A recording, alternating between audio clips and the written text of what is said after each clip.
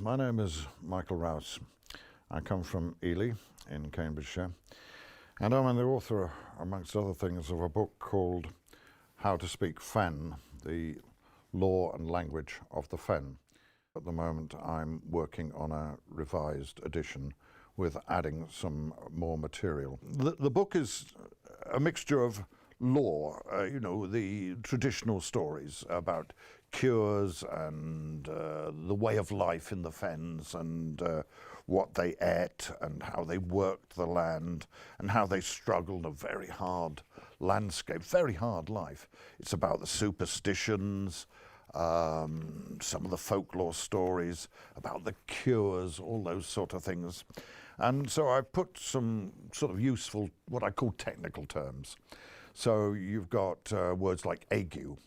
The fen ague was an illness, shivering fever, rather like malaria.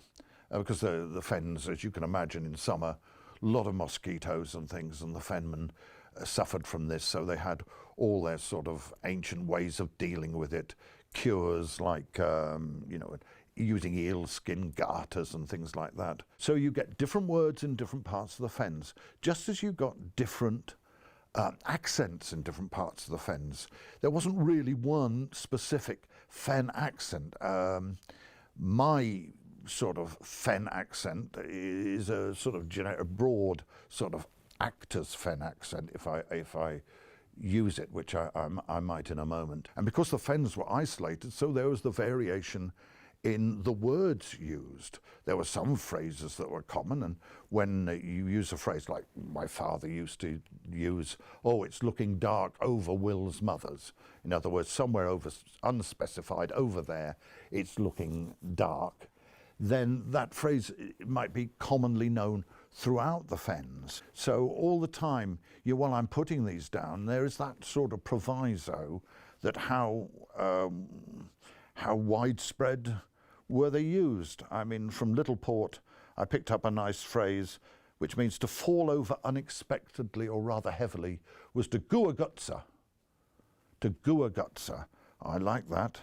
But all throughout the fens, in the recent weather, when it was in February, when it was in early March, when it was very cold, you'd hear people talking about a lazy old wind, that east wind that's too lazy to go round you, so it goes straight through you.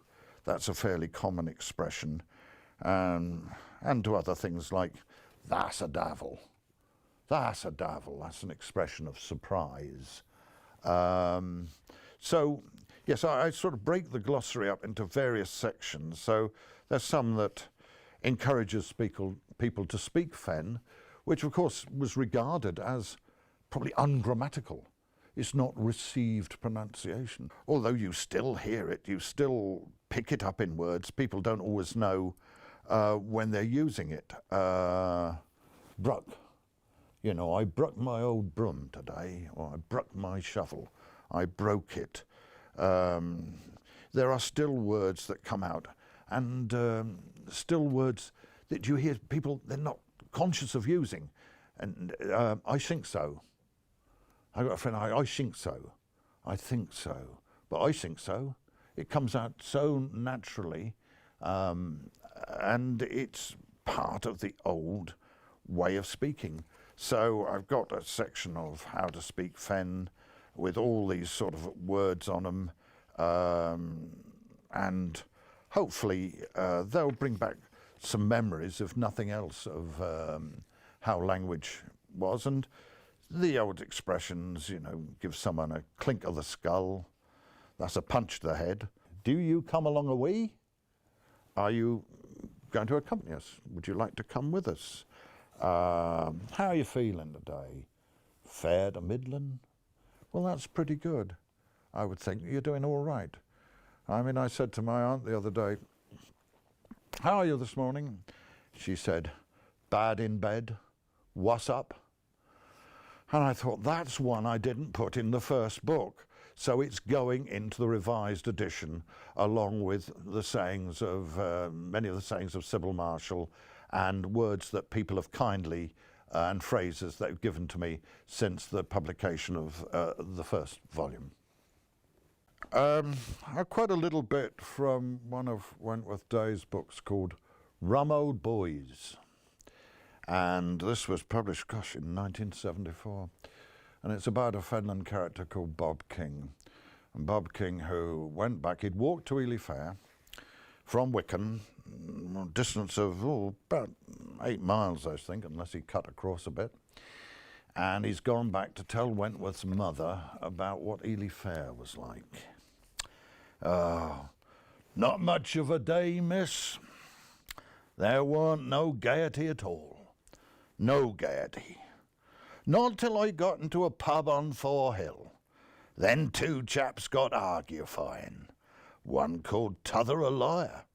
Then that chap, he give the t'other one a draw of the snout, what knocked him head over heels under the table. He sprung up, and the chap give him a clink of the skull, what onsensed him. He was bleeding like a pig on pig killing day. Oh, but Lord bless you, miss. Apart from that, there weren't no gaiety at all. In the old days at Ely Fair, I've seen men stand up and fit each other for 15 or 16 rounds with bare fists.